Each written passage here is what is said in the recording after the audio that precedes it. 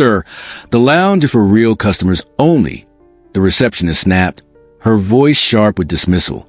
Sarah, 38, a widow whose eyes carried the weight of unexpected grief, sat quietly in the corner, still waiting for anyone, to acknowledge her presence. No one did. They walked past like she wasn't even there, transparent in her modest dress and unassuming demeanor. But 40 minutes later, the glass doors flew open and a familiar voice echoed to the showroom like thunder. Sarah Wilson had been a military wife for 12 years before becoming a widow 3 years ago. Her husband, David, a communications specialist with the Army Signal Corps, had maintained critical battlefield systems in Afghanistan. When transmission clarity meant the difference between life and death for soldiers on patrol, David's expertise had saved countless lives, including that of his commanding officer, William Ross.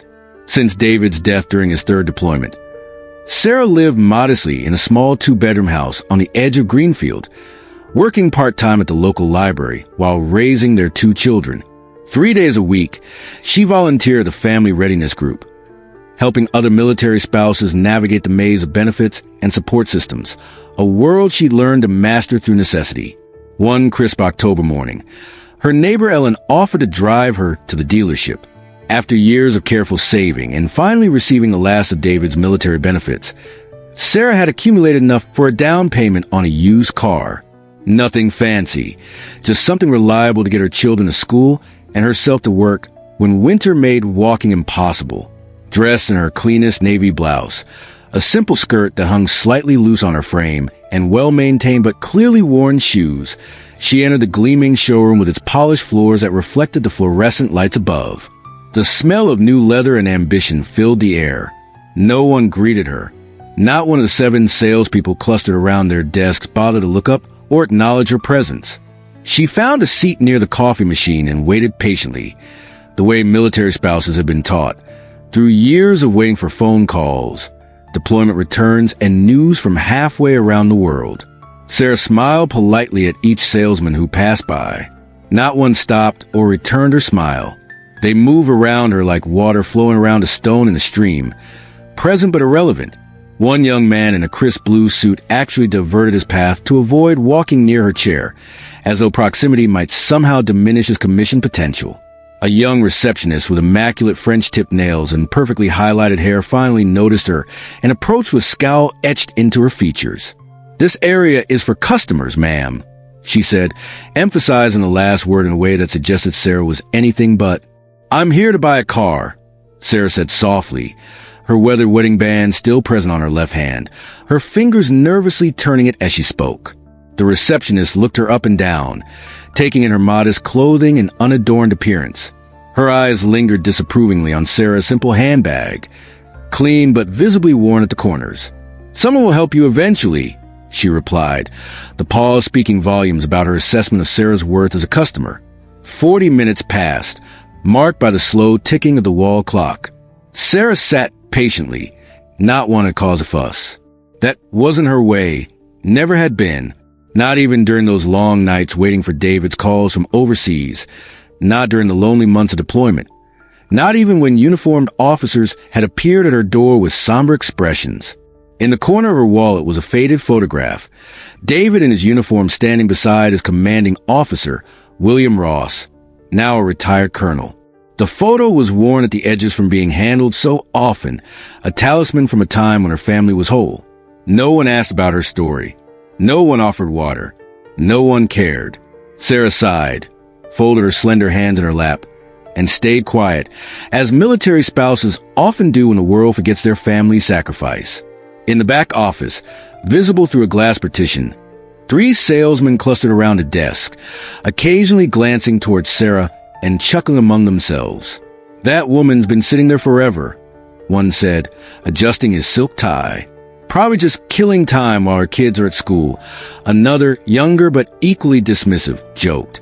"Bet she can't even afford the floor mats." "Single mom types are the worst," a third added, leaning back in his chair. "They waste hours looking but never buy. Always need to think about it, or talk to someone else first." The receptionist rolled her eyes as she joined their circle. "She's probably just here to get out of the cold," We get these types sometimes. They wander and looking lost, then leave when they realize no one's giving out charity cases. Outside in the service bay, a younger salesman named Mike watched the scene through the showroom windows. Something about the situation didn't sit right with him.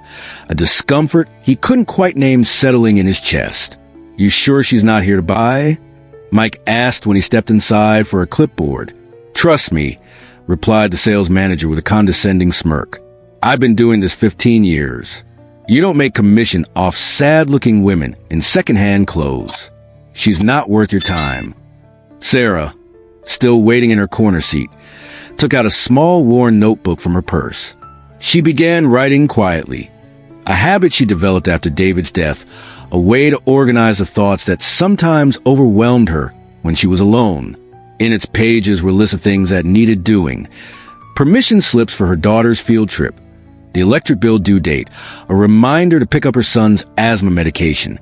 In the margins were notes about job applications she'd submitted, carefully tracked with dates and follow-up times. Boxed in the corner was a quote in David's handwriting that she preserved from his last letter. "No voice goes unheard, no message lost." It had been his unit's unofficial motto, something he believed in deeply.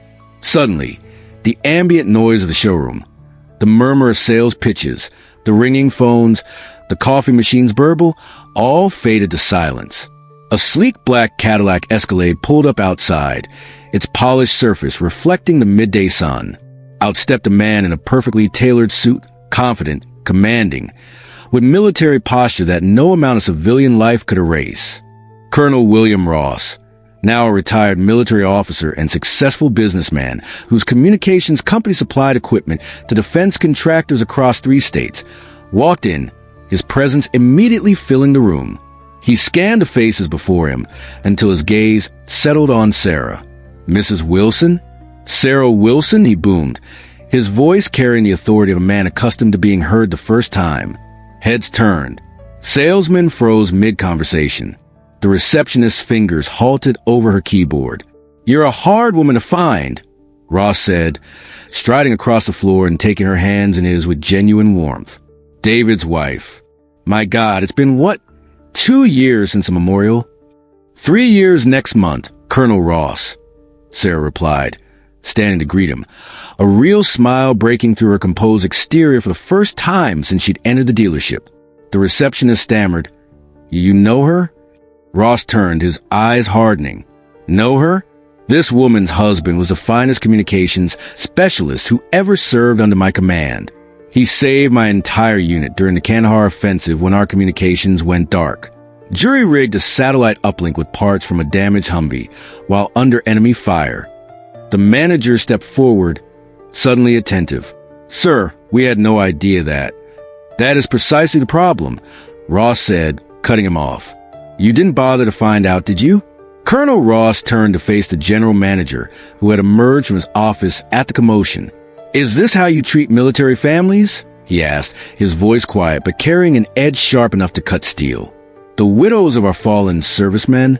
We didn't know she was a military widow," the manager mumbled, adjusting his tie nervously. "But you didn't ask either, did you?" Ross replied, his gaze unwavering. "You saw a woman in modest clothes and decided her story wasn't worth knowing." The showroom remained silent, the air heavy with collective shame and the sudden realization that they had badly misjudged the situation. Ross pulled out his phone and made one call, speaking in terse, efficient phrases that everyone strained to hear but couldn't quite catch. 15 minutes later, while Sarah and Ross caught up over coffee that the receptionist had hurriedly provided, 2 men in expensive suits entered. They carried leather portfolios and spoke briefly, but intensely with the general manager, whose face gradually drained of color as the conversation progressed. When they finished, Ross stood and addressed the now gathered staff. "For those wondering what just happened, I've purchased a controlling interest in this dealership," he announced. "Effective immediately, I'm the primary owner." The staff gasped collectively. The sales manager's coffee mug slipped from his fingers, shattering on the floor, the sound punctuating the shock that filled the room. "First order of business," Ross continued, his voice carrying the same authority he had in combat zones. "Sarah gets any car on this lot. No payments, no paperwork." It's the least we can do for the family of a man who kept countless soldiers alive with his communication skills. He paused, letting the words sink in. Second, everyone here gets retrained in how to treat customers. All customers with dignity and respect, or they find employment elsewhere, starting today. He turned to Sarah, his tone softening. Pick your ride, Sarah. Whatever speaks to you. Sarah blinked, clearly uncomfortable with the attention. I just came for something reliable to get my kids to school. Nothing fancy. Then you'll get the most reliable vehicle on this lot, Ross replied. David would have wanted that. Mike, the young salesman who had questioned his colleagues earlier, stepped forward from the crowd. Sir, if it's all right with everyone, I'd be honored to help Mrs. Wilson find exactly what she needs. Sarah's face softened into a smile. Thank you. I'd appreciate that. By evening, the story had escaped the confines of the dealership. Military widow ignored a dealership. Husband's former commander returns and buys the place. Veterans groups reposted it. Military family pages shared it. The story trended nationwide, tapping into a collective sense that some debts can never be fully repaid but must always be acknowledged. That evening, as the sun set, Ross and Sarah stood outside the lot, watching as workers installed a new sign above the entrance. Wilson Ross Motors, built on loyalty. Never thought I'd have my name on a business, Sarah said quietly. David would be proud, Ross replied. Some connections are forged for life. The next morning, Sarah returned to the dealership driving a modest but new SUV with enough room for her children and their sports equipment. She parked in the same spot she had been dropped off the day before, walked to the same door. But this time, every employee stood and greeted her with genuine respect. Mike approached with a steaming cup. One sugar, touch of cream, right? Your preferences are in our new customer file. Sarah chuckled, her eyes crinkling at the corners. Someone's been paying attention. The receptionist, now reassigned as a trainee in customer relations, nodded silently from her new desk. Her expression a mixture of embarrassment and newfound understanding. At the end of the day, as Sarah prepared to leave, she passed by a group of customers. One young woman, in a worn jacket, with military dependent ID visible in her wallet, stopped her. Ma'am, I saw the story online. Thank you for standing your ground. Some of us are invisible until someone makes others see us. Sarah just nodded, her hand briefly touching the younger woman's shoulder. No voice goes unheard, she said softly. That phrase later appeared on the wall behind the reception desk in bold bronze letters that caught the morning light. What would you have done in Sarah's position? Share your thoughts in the comments below. Has someone ever underestimated you because of how you looked? We'd love to hear your stories of respect earned the hard way. If this widow's journey inspired you, don't forget to hit that like button and subscribe for more stories of everyday courage. Because respect isn't given, it's earned, sometimes in the most unexpected ways.